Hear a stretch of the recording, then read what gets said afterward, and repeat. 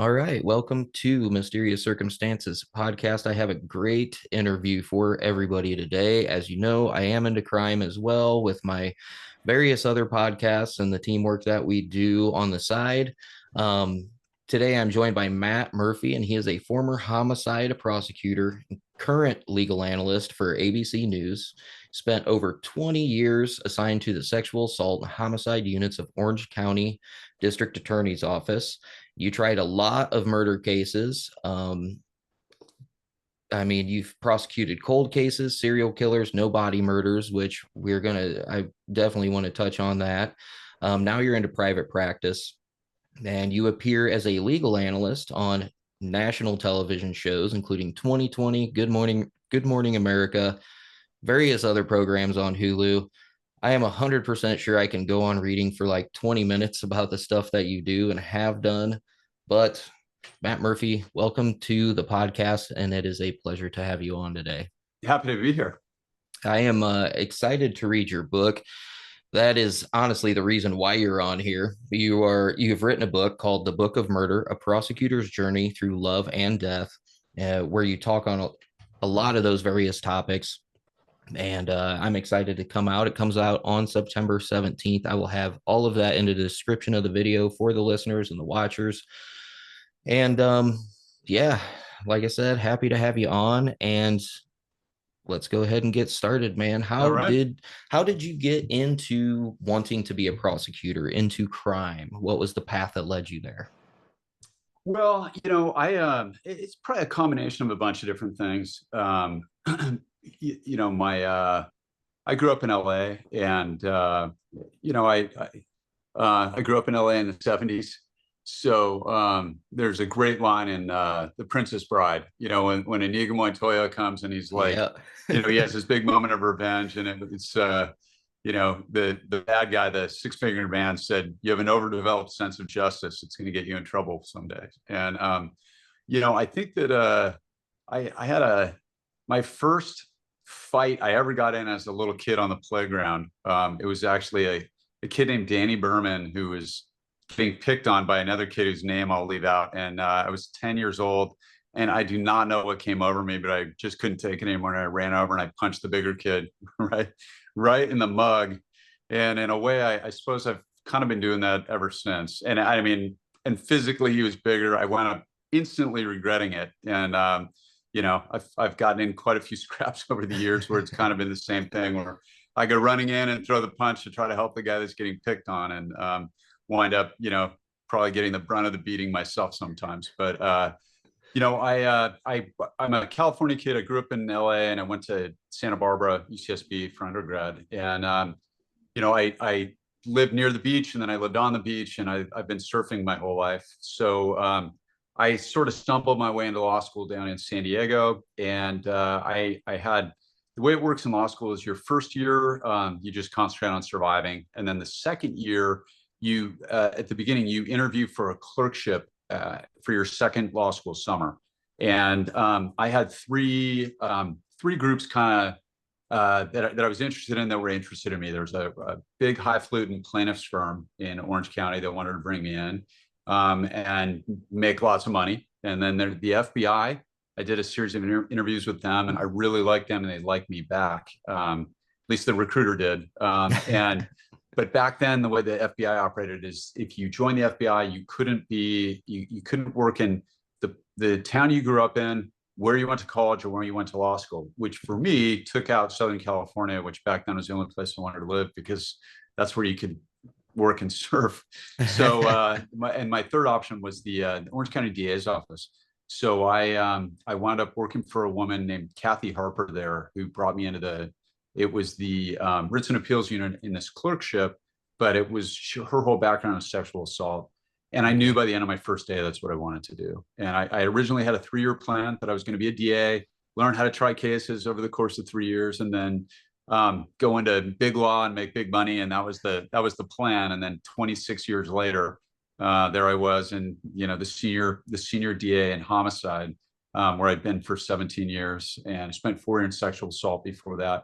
Nice. And my 3-year plan turned into 26. And before I left in 2019. So that's sort of my story. Nice. What was it that was so gratifying for you, or satisfying, I should say, that made you want to stay and just be like, you know what, this is what I want to do. This is what I'm here for. Yeah, at the end of the day, a lot of these cases, and certainly not all, but as a prosecutor, what you encounter over and over again is you encounter that playground bully over and over Mhm. again. A lot of criminal defendants are good people who've made mistakes, and you work those cases out through the system, and you give them second chances, and you make sure that they get back on the right track, and that's a substantial part of your job as a prosecutor. But a lot of those guys, especially when you get into sexual assault and homicide, Yeah. they're just big bullies, and so it kind of, in a way, it sort of called to me in a way that it did that my fourth grade self. And the another part of it is, it's just what they don't tell you is when you start trying cases, it can be just so darn fun, to do these things. And I I got to work with great police officers, and when you get to homicide, every homicide case is like a three-dimensional puzzle, and you're walking in and you're just you are you're putting the pieces together, and sometimes it's a two-piece puzzle in the bushes down the street, and it doesn't take very much. But some of them are, some of the cases we did were decades old cold cases that we dust off the old boxes and put them together. And it's almost like a calling. I found it. It sort of found me, and I didn't really want to do anything else for the better part of 3 decades. Nice. In the early part of your career, was there a case that you tried where you thought there was just no hope for the defendant or anything like that, and then they later on surprised you, and they ended up turning their life around, turning out to be a better person? In any scenario like that, has that ever occurred to where you were like genuinely surprised, like, holy cow, man, this guy really did, Yeah, you change his bet. life? Where you see that quite a bit, you don't see it enough, but you see it. You see it a little bit, at least. Is in the gang unit. You can get these every once in a while. You get some little poo butt gangster who is going down the wrong track, who figures it out. And I saw a few of those where you get when I was in juvenile court, because they start you out in misdemeanors and then you do a juvenile rotation where you're just doing juvenile crime, and probably half of those are little gangsters. And what the goal is in juvenile court is to try to rehabilitate, to try to get them on the right track as a kid before it's too late. And every once in a while, you'd see a kid figure it out and decide that prison or death was not the road he wanted to take. And I saw a few that got out of it and wound up, they would come in for what are called progress reviews when they're on probation, and they would they back in those days, it was very fashionable for the gangsters to shave their heads. And this young little guy would come in with his dressed in the gang stuff, with the hair shaved, and some 14-year-old rolls in like that. And then a few years later, sometimes probation and that philosophy really works, and you'd see some of these kids, like I said, not enough, but you'd see some of them come in and they'd grown their hair out, and they're dressed in like a polo, and they're respectful to the judge. And a lot of those guys would join the military, and they got out of it. There's a lot that don't and go down that road. And there's fascinating, I got to do some commentary on the Tupac Shakur shooting in Las Vegas, and a lesser known part of that nobody really talks about is they have all these videos of the fight that happened in the casino that led up to it. And it's black and white and kind of grainy, but you got two cars full of guys. You got Suge Knight and Tupac Shakur in one, and then you got the guy that was ultimately charged in that, and he had three other guys in the car with him. And then you have all these guys on the video. And here we are 30 years later, or however long ago Tupac Shakur was murdered, and they filed charges. And so I got brought in to do some commentary. And when you look at the witnesses in that, everybody else in the cars, they're all dead. They were all killed in drive-bys. They're all like guys that embraced the gang world of the 1990s, and they're all going nowhere. They're all either in prison or dead. And it's a really interesting I think, the most interesting part about that case. And so I did see some kids that got off that train, and those that didn't, predictably went right into, they'd get killed, and I saw quite a few of those too, where there was some kid that I would have been involved in his case as a juvenile, and then when you get into homicide years later, it's like, oh, I remember him, and he's dead. He's the victim in a homicide that you kick over to the gang unit because it's a gang murder. And you see that unfortunately, you see that story repeated over and over again. That's really a bankrupt lifestyle that goes nowhere. I couldn't agree with you more on that one. During your tenure as a prosecutor, we did bring up no body cases. I am super curious about this. And how is, I don't want to say the step-by-step procedure, but how do you go about trying those differently than a regular murder case with a body? And how do you get a conviction? So it's a fascinating thing. All right. So I was mentored by a man named Lou Rosenblum, who is he walks the earth of God to me to this day, and he was a fantastic prosecutor back in his day. He tried 67 murders as a line prosecutor, 67 murder cases, and he won them all. It's impossible. I was in the and he did it in 12 years. I was in the unit for 17, and I tried 53. In my book, I have 52, but my paralegal called me a couple of days ago and told me I'd forgotten one that we did. So Lou told me when I was in homicide, when I got my first no body, he said the jury can always see the soul of your victim reflected in the eyes of those who love them. And let that one sink in for a second. It was so, classic Lou, because it's so deep and profound. So what's different about no body cases is that the element for every murder is that a human being was killed. So it's all 50 states. The prosecutor must prove a human being was killed. So that's an afterthought in most cases, right? You've got human being was killed, and you've got a dead body on the floor, or in the ditch, or in the parking lot, wherever it is, and that element is satisfied, unless there's no body, in which case you have to prove that there's a death.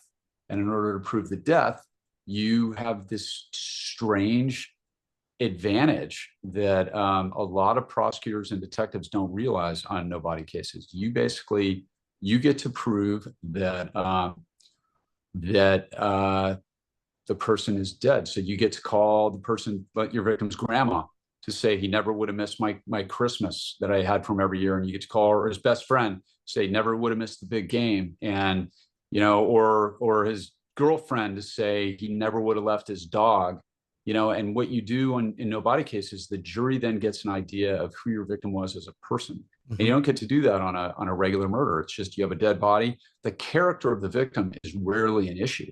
But to prove that they're dead, it adds this whole new dimension that the jury actually gets to understand the profound loss of this person being murdered, because the best friend is going to cry, and the mom is going to cry, and the grandma's going to cry, and they will see on a visceral sense the emotional impact that these people are suffering as a result of the murder.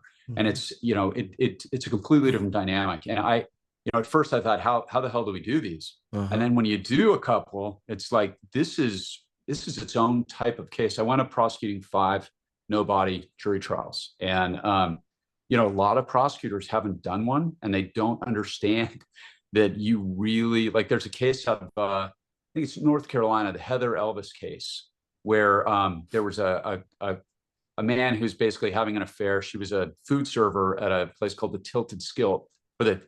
Tilted Kilt, and she disappeared. They never recovered her body, and they wound up prosecuting this man and his wife for kidnapping. But it's one of those things. I'm doing commentary and I'm shouting at the TV because I think that they should be charged for murder, and I think a jury would have no trouble convicting them of the murder of Heather Elvis, having done 5 of them myself. So they're a fascinating type of case, and it brings in different evidentiary considerations. And that's what I was curious about. But I'll tell you what, you get a decent judge, and that's willing to let you put your case on, and they're a lot more compelling than a lot of people think. Okay. Yeah, I was super curious about the evidentiary like procedures, how you're going to go about it and everything. Because I know in one of the cases that I've worked on recently, we talked a little bit about it. All we had was a piece of liver about the size of a golf ball and half a jawbone. That was literally it of the entire body. But through that, we did find out she was, higher percentage of being murdered than dying of smoke inhalation and all that good stuff. So how hard is it to compile that evidence to prove a murder? Um, Well, you got some jurisdictions that have just never done a no body case. So mhm, you're up against I would imagine for people that are just out there, some of the families with missing loved ones, you're up against the almost like a wall of inexperience, and yeah, like, I mean, you're telling me liver and jawbone, like I would love to have had that much evidence to prove the death of some of my victims, because a lot of times, like absolutely. in Southern California, as a general rule, if you can get a body out into the Pacific Ocean, not into some back bay like Lacey Peterson or something stupid like Scott Peterson did, and he did, um, Hmm. uh, or you get the body out into a shallow grave in the Mojave Desert, as a general rule, you're never going to recover those. Law enforcement's never finding those bodies, even with cell phone pings. You don't find those, but you can have a lot of other compelling evidence that somebody's dead. But my God, if you've got body parts that you can match to DNA, there's no Hmm. juror in the world that isn't going to think that the piece of a liver isn't going to lead to somebody's death, and some woman Hmm. isn't going around there with no jaw and amnesia. Like that poor woman in your case is clearly dead. Hmm. And Absolutely. so, but I don't know that case. Maybe they were perfectly comfortable with the idea that she was dead. They just weren't comfortable with who did it. It You was a know, fire. Yeah, it was a fire, and it was essentially originally blamed on either accidental or self-inflicted. And we were like, no, no, no, no. Like after we got the toxicology report and medical examiner's report and all that, it's like, yeah, she was dead before the fire started. So yeah. that's basically what thrust us forward in the prosecutor's Mm-hmm. office. Like, okay, you guys are serious. And Mm-hmm. it's like, yeah. But Yeah. yeah, those, yeah, I couldn't imagine just trying to put all those pieces of evidence together that aren't there, and just going along proving it. That's pretty wild. And I noticed you did bring up Scott Peterson. Is that one of those cases that you just get completely just utterly annoyed with, or do you see a lot of false information spread around to where you're like, just stop? Well, one of the things that kind of did get me a little bit on that. I mean, I know his defense lawyer is a guy named Mark Garagos, who I know very well. I really like Mark. I'd consider him a friend of mine. I did some cases with Mark over the years, and I always got along with him very well. So I followed that case pretty closely at the time, and you know, I, Scott Peterson did it, guys. So he's convicted of it.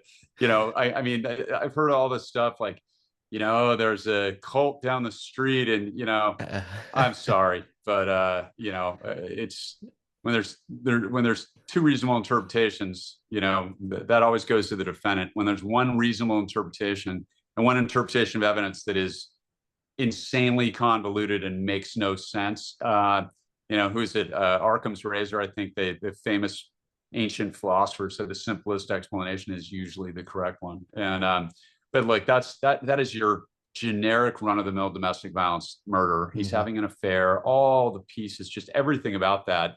It's so average. It's banal that the media just jumped all over that because she was missing. She was pregnant, and and it's horrific in its own right. But I mean, when everybody announced with great fanfare that the Innocence Project of LA was coming in, it's like I've dealt with them too, and after it's like, so like really, so that they've worked on some of my cases, and they've never been right in my experience, Mhm. my personal experience. In fact, they've been wrong every single time. So it's like, oh wow, the LA Innocence Project. It's like, how does that change any of the evidence in that case? And that jury did the right thing, Mhm. in my view. And it's not my case. Maybe there's something I don't know that happened in that, but I followed that pretty close at the time. There's no, Yeah. I personally have no doubt. So what are some of the hardships that you've had to go through prosecuting a case, whether it be just inept law enforcement or just straight up audacity on any level to where you're just like, are you freaking kidding me? Like, how is this reality right now? Well, I got to work with great cops. I was very lucky. Awesome. I had the cities of Newport Beach, Costa Mesa, Laguna, and Irvine, and every one of those are, really well-funded professional law enforcement organizations. And Always good. for detectives, when they come up through the ranks, to get to doing homicide cases, they tend to be smarter than your average bear. They're not just patrol cops. These are very cerebral, smart people that are detectives because they have a passion for it and they were called to it. You know what I mean? So they're not they're not flunkies. At least the ones Mm-hmm. that I dealt with were great. So as Good. far as the officers I got to work with, they were and I'm biased here, the best of the best. So I never had a lot of frustration with my cops. What a case that really did frustrate me a bit was the dating game killer, guy named Rodney Alcala, and he was active in the 60s and 70s, and he was he had a genius level IQ, kind of your classic American serial killer, and he kidnapped and almost murdered an 8-year-old girl named Tally Shapiro in Hollywood in 1968. So she's walking to school. He's like the original "don't take rides from strangers" guy, right? Like, Mm-hmm. and he convinces her to get in the car, and then he drives her to his place. And there's a good Samaritan who saw this, who back in 1968, long before the era of cell phones, went to a payphone, called it in, and a police officer, Officer Camacho, his first day back from the Watts riots, this guy, and he talked about a hero police officer. He was shot in Vietnam, and then he came back, and then he was shot in the Watts riots. So it's his first day back at work, and he gets this welfare check, check on little girl in the house, and he goes there, and sure enough, he interrupts rape and murder of this little 8-year-old, and Rodney Alcala runs out the back naked, and you've got dying little girl in the kitchen. You got naked bad guy running out the back, and it's like, well, what do you do? And he did the right thing. He saved the little girl, and she was in a coma for 32 days, and so she barely made it, and it's just because he acted when he did. But Alcala got out to New York, and he changed his name. And several years later, they track him down working at an all-girls sleepaway camp in Vermont. And later we learned that he murdered at least 5 people in New York. Certainly, I think two more in Vermont that we know of. There's one in Wyoming. Anyway, he gets extradited and gets a life sentence in the state of California. And he was paroled after 34 months. And so he gets paroled in 1974. After his parole, depending on which detective and which estimate, conservatively, he killed at least 13 people that we know of after that, for sure. Probably 6 more were his suspect. And when you look at how prolific he was, and then the fact that he was allowed to drive cross country, including a murder in Wyoming that we know of for sure, where he was charged on, he probably killed 100 people after his release, and they could have kept him. And so that's one that when you deal with the families on a case like that, so we prosecuted him for 5. And you deal with these poor people, and a lot of serial killers will target sex workers, right? Because it's Mm-hmm. they'll agree to go down the dark alley, and because of the nature of that profession, they put themselves in very vulnerable positions with men. Which, going back to Jack the Ripper and probably long before him, prostitutes back then they were the victim of choice because you can get away with it, and that hasn't changed much. But Alcala wasn't doing that. Rodney Alcala was he would follow women home from bars. So he murdered among his victims 12-year-old Robin Samso from Huntington Beach, who's a girl that took a ride on her way to a ballet lesson. Again, talked her into his car.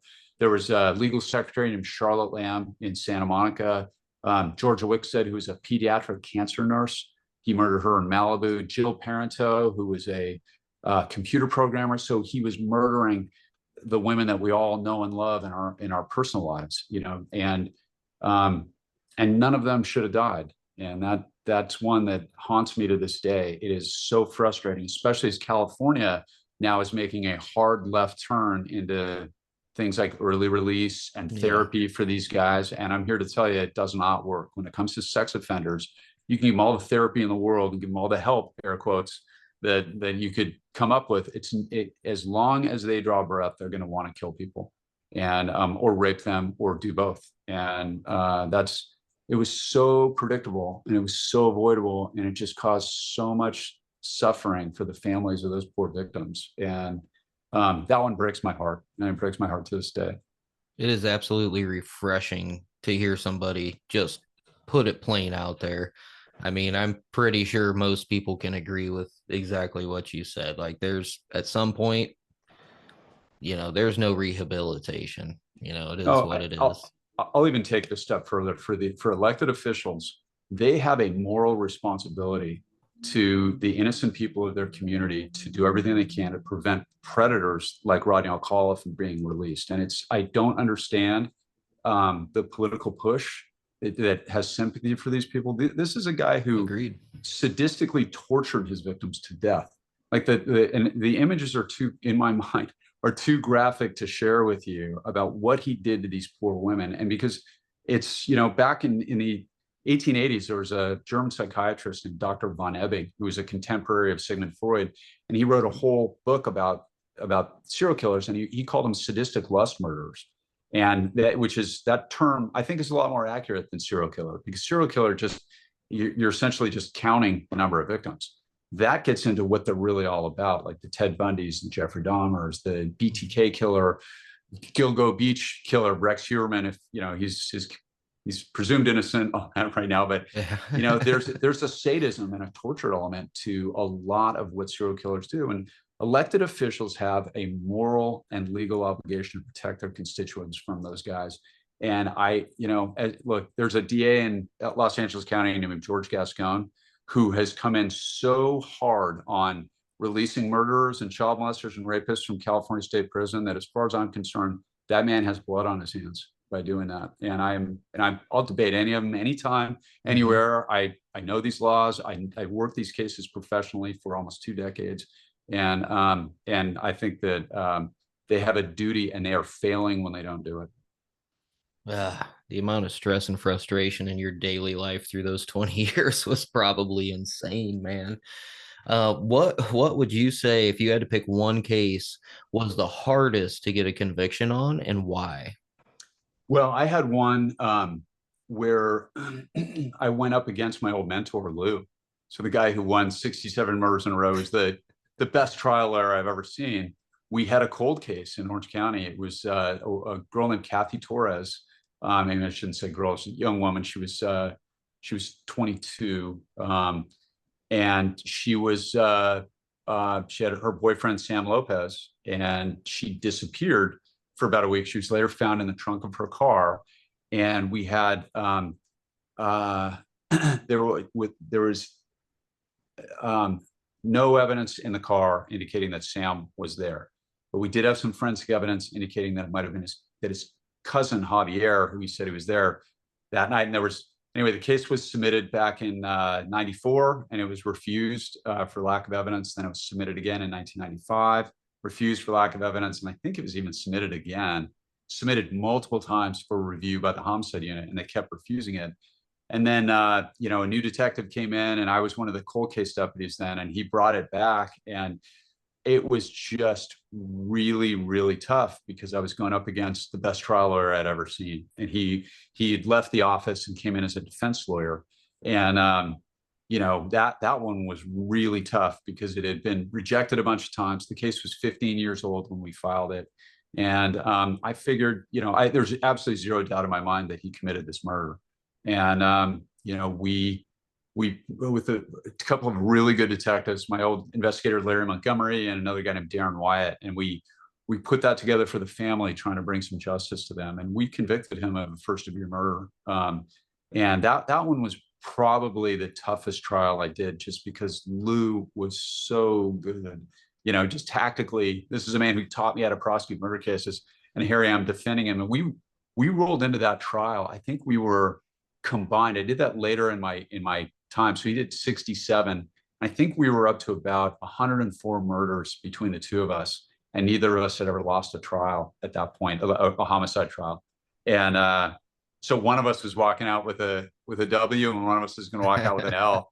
And fortunately, Lou walked out with the loss on that one. And I really feel like we got, to the degree that California law would allow, we achieved justice for that family on that case. Good. That's good to hear. And that's a pretty awesome story, actually. Pretty awesome personal story. When it comes to circumstantial evidence, at what point do you say, okay, we have enough? We can, take this to either a grand jury or start prosecution or start the process? Because, I don't know what that limit is. I mean, I've been involved with cases where they're just like, it's not enough. It's not enough. It's not enough. It's like, how much do you need, man? Yeah, so that's a great question. So when it comes to filing cases, there is a very subjective element, and essentially the filing standard for prosecutors, you must believe 100% the person did it. You can have no doubt. Okay. And the second part is you must believe that there's enough admissible evidence that you have a reasonable likelihood of convincing a jury beyond a reasonable doubt. Okay, so there's a lot of subjective, gray in there. And when I first started in the homicide unit, I didn't have the skill set that I had when I left, 53 murder trials later. It's like anything else. It's like golf or whatever you're into, like you get better over time. And then that equation really changes over time. The more skill you get, like that no body thing, like a case that I would have been reluctant to file before I had done one. After doing 5, it's like I know exactly what to look for. I know exactly what the jury's going to respond to, and you get a gut for that sort of thing. And without that sort of experience, it's a little bit tough. So circumstantial evidence is one of those things. There's a myth out there, and we've all seen it on TV a million times, where it's Starsky and Hutch, or Cagney and Lacey, or or Crockett and Tubbs, whoever the crime fighting duo that we have. It could even be Batman and Robin, whatever. It is, where they go into their boss and they sit down, and the boss yells at them and says, "This case is all circumstantial. Bring us something we can use." And it's a TV trope. It's so common. And there's this myth out there that circumstantial evidence is somehow bad evidence or less valuable. And the truth is, the law treats circumstantial evidence with the same weight it does direct evidence. Direct evidence is just a person comes into court and says, "I saw that person do that thing on that date." That's what direct evidence is. Circumstantial evidence is pretty much everything else. Circumstantial evidence is fingerprints at a crime scene or on a murder weapon or DNA. All of that is technically circumstantial evidence. So, the question is it persuasive enough? And, a lot of jurors are surprised to learn that circumstantial evidence is to be afforded just as much weight under the law as direct evidence. And in fact, for my money, having done, 133 jury trials, if you give me some drunk guy in a bar who says, "I saw this guy do that, and then this guy do that," versus, DNA on a bludgeoning instrument or, something like that, I'll take the circumstantial evidence 10 out of 10 times, because it doesn't lie. It doesn't exaggerate. You don't have to work around its schedule. It doesn't forget. And it's only going to tell one story. Now, sometimes there's 2 reasonable interpretations to that, in which case, the jury or the DA has to go with the presumption of innocence. But, circumstantial evidence also can add up, and especially when you get it from different sources and there's different forms of it. I reached a point in my career where I even preferred doing those cases, because it is what it is. And, I had my McLaughlin case out of Newport. That was another cold case we did. We filed it 15 years later. This is essentially it's a story. It's the plot line to Body Heat, with that old movie with William Hurt and Kathleen Turner. And anybody who hasn't seen that, it's worth a watch. It's phenomenal. I think it's Mickey Rourke's first role, when he was still handsome, before he did his face, whatever he did. I think boxing and plastic surgery. I don't know, but he's an amazing actor. But that is a great movie, and it's one of the oldest plot lines, and that's a redone noir film from I think the 30s, and it is essentially beautiful young woman meets very wealthy older man and wants his stuff. So she conspires to murder him for life insurance or her spot on the will or whatever it may be. And that was essentially the plot to that real case out of Newport. And it was a woman named Nanette Johnston who got in, and she had a former NFL player for the New England Patriots named Eric Naposki. And he injured his way out of the NFL, and he was working as a personal trainer and essentially broke. And he met her in Irvine, and she started sleeping with him behind her real boyfriend's back. And next thing you know, Bill McLaughlin gets shot 6 times in his kitchen in Newport Beach, in his beautiful home in Newport. And, so they got away with that for 15 years. And then we dusted that off, really thinking we were going to get a DNA hit on, the killer left a key stuck in the door and another one on the mat, and there were expended shell casings all over the kitchen. I figured forensic technology would have caught up to that. And we didn't have anything. And I didn't know this at the time, but I learned it. Like, expended shell casings that come out of a firearm, all the DNA burns off that because it's so hot. And the keys were actually made of brass, and brass will destroy biological material which is really interesting. I didn't know it. That's why a lot of door handles are brass, because they learned that, back in the olden times, somebody figured out that brass, in addition to being pretty, people tend to get sick less around brass. And it's because it will eventually destroy biological material, which is what DNA is, right? So we didn't get any hits on that. But when we started looking through it, man, it was just a new set of eyes. It was so fascinating. There were so many compelling pieces to that puzzle. And then I had a couple real good investigators that actually did discover some new evidence. So we were able we had enough to get over that hump.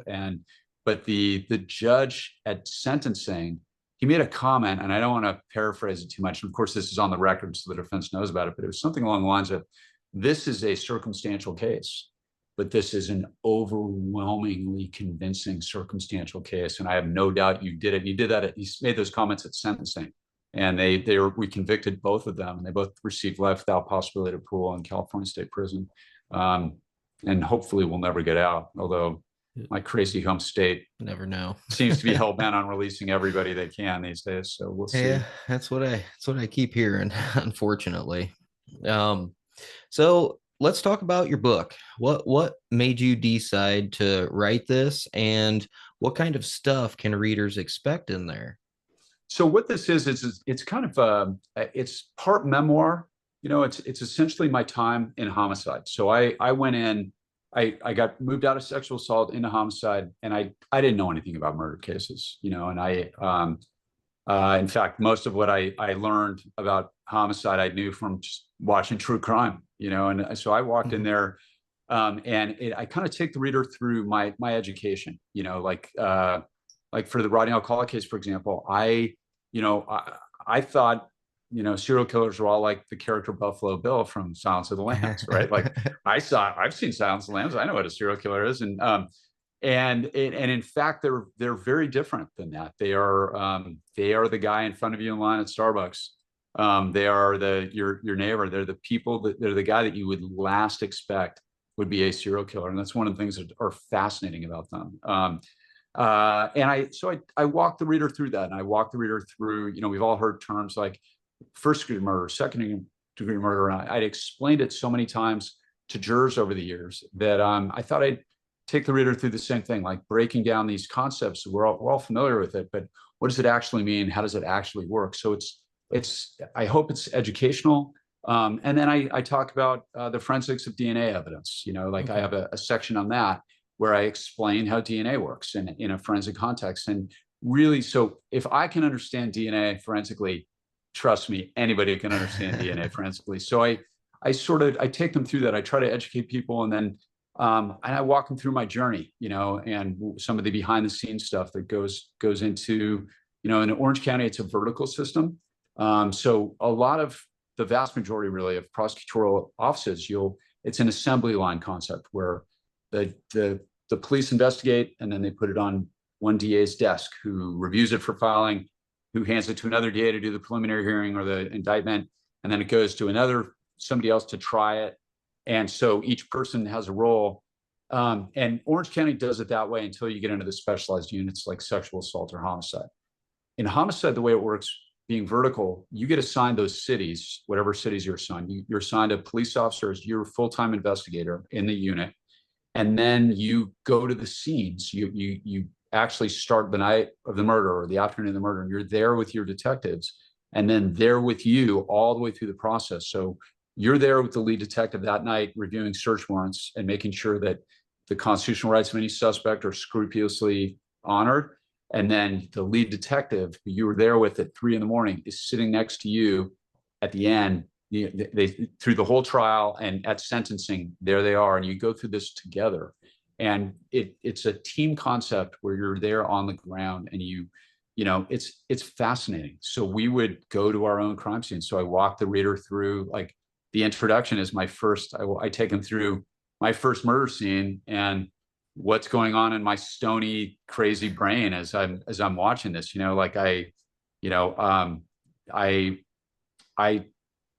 I'd seen, I think, 2 dead bodies at that point in my life. I'm 33 years old. I'd been to a funeral and I saw a woman get hit by a bus. And so I go into this, and we've all seen that scene on TV, where, the new guy, what does he do? Like the new guy to the murder scene, right?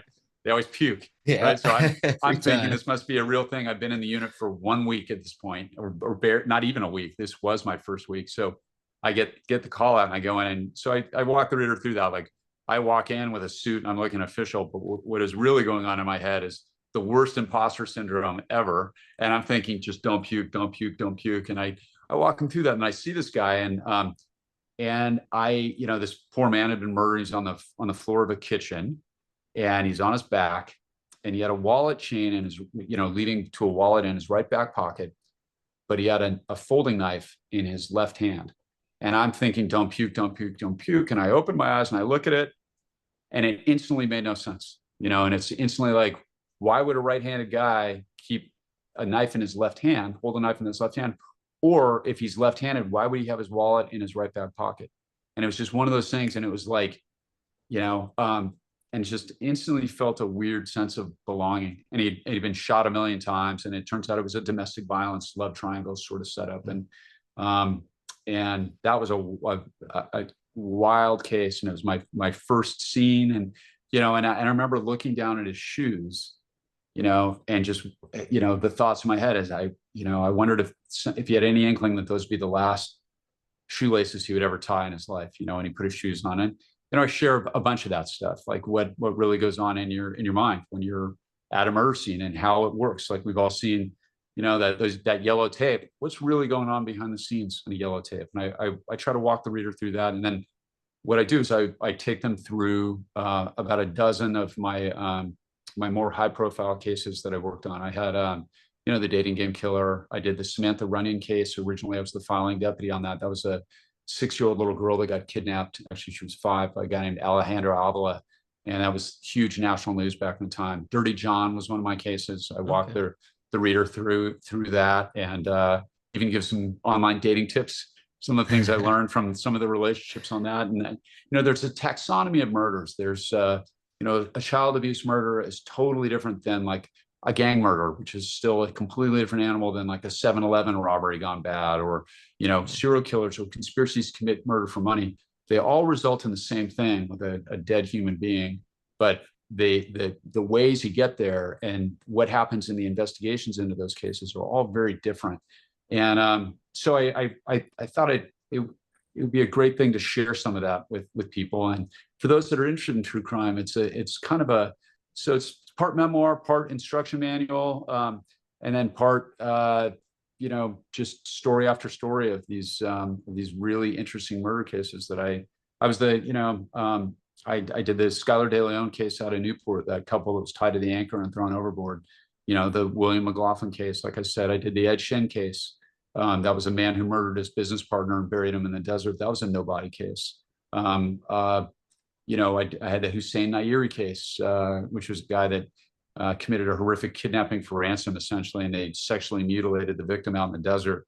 And he wound up, he was in Iran, and we lured him out of Iran and threw a net on him in the Czech Republic and prosecuted him. So I go through the behind the scenes of some of these kind of high profile murder cases and that I worked on over the years. And I really, I hope people like it. I poured a lot of my heart and soul into it. I'm no Ernest Hemingway, but it came from the heart. So No, and that's all that matters really. And I'm always intrigued to understand the insights as well, like what's going on through your mind when you're seeing all this, and like you had mentioned, what's going on behind the yellow tape. And right. that kind of information is invaluable. And even if it's for, story purpose, it's still entertaining, but it's to me it's very insightful because like, okay, like what's the process? What's he gonna start thinking about now and everything? Yeah. Yeah. So hopefully it'll be, I try to write it in an entertaining way, tons of like personal observations and, behind the scenes little anecdotes and war stories. And then I walk the reader through about a dozen of those murder cases and what was really Nice. happening behind the scenes on those. And so I think hopefully, I mean, it comes out on Tuesday. It's Hyperion Avenue, so that's Disney Books. It's available on Amazon and Barnes and Noble. And I teamed up with a local bookstore in Manhattan Beach called Pages of Bookstore.